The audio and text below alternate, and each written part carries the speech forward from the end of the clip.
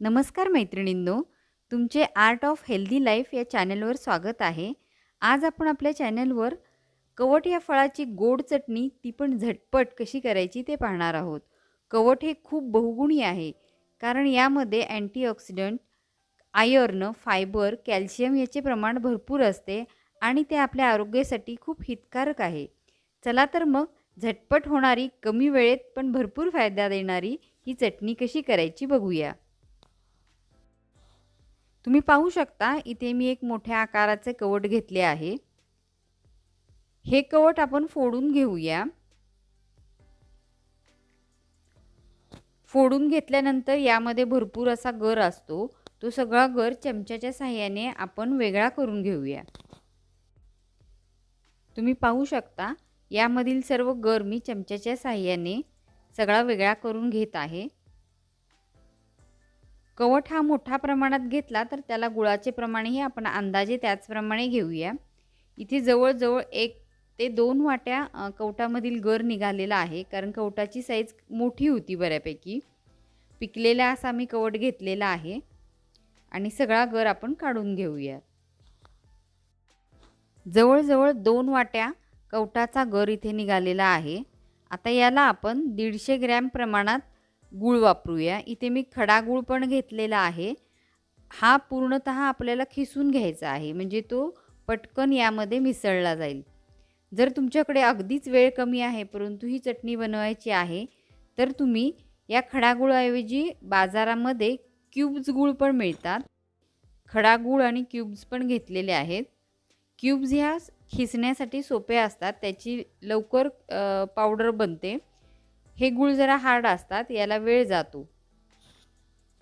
इथे एक मी जाड बुडाची कढई घेतली आहे जेणेकरून आपले सारण त्याला चिटकू नये कढईला, म्हणून ती गरम करण्यासाठी ठेवली आहे मी. इथे मी सगळा गूळ या प्रमाणात खिसून घेतलेला आहे. 2 वाट्या कवठाचे सारण आहे.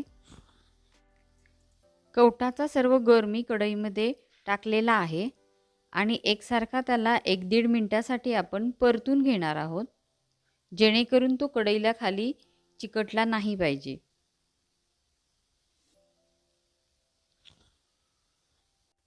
यामध्ये आता आपण चवीपुरते मीठ घालूया.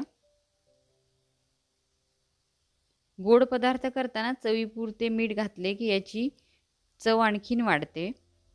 आता खिसलेला सर्व गूळ यामध्ये आपण टाकणार आहोत. गूळ टाकल्यानंतर मात्र कंटिन्यू एकसारखे आपल्याला हे मिश्रण परतून घ्यायचे आहे जेणेकरून ते कढईला खाली लागले नाही पाहिजे.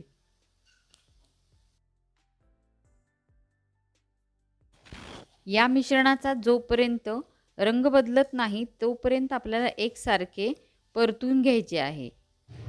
रंग बदलला की समजायचे आपले मिश्रण शिजले आहे आणि कवठाची गोड चटणी तयार झाली आहे. कवठ हे फळ नैसर्गिक डायजेस्टिव्ह टॉनिक मानले जाते. याने पचनशक्ती सुधारते. तसेच बद्धकोष्ठता आणि अतिसारवरही बहुगुणी मानला गेला आहे.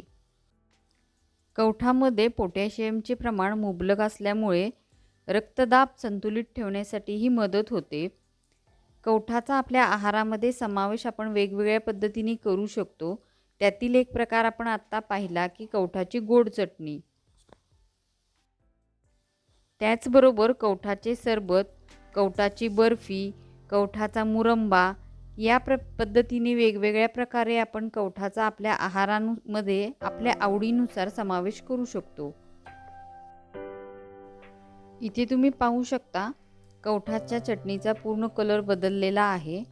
आता आपली ही गोड चटणी पूर्णपणे खाण्यासाठी तयार झालेली आहे. मगाशी कलर आणि आत्ता कलरमध्ये किती फरक आहे ते तुम्ही बघू शकता. गूळ पूर्णपणे यातील विरघळलेला आहे आणि शिजलेला देखील आहे. तुम्हाला आजची आपली झटपट गोड कवठाची चटणी कशी वाटली हे मला कमेंट करून सांगा. आवडली असल्यास लाईक, शेअर आणि सबस्क्राईब करायला विसरू नका. शेजारीच एक बेल आयकॉनचं बटन आहे, तेही प्रेस करा म्हणजे तुम्हाला माझ्या चॅनलवरील नवनवीन रेसिपी, हेल्दी टिप्स पाहायला मिळतील आणि त्याचे नोटिफिकेशन वेळेवर येईल. धन्यवाद.